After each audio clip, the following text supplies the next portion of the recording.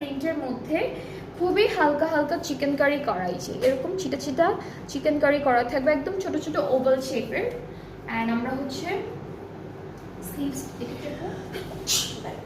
Back পার্টটাও same, back পার্টেও কিন্তু chicken curry থাকবে oval শেপের।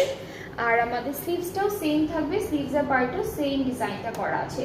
ওরা হচ্ছে জাস্ট তিনটা পার্ট আলাদা আলাদা করে দিয়েছে, আপনারা ওরা একসাথে দিলেও পারতো, বিকজ পুরোটাই হচ্ছে সেম। অ্যান্ড এর সাথে আমরা দুইটা প্যানেল পাচ্ছি, তিনটা।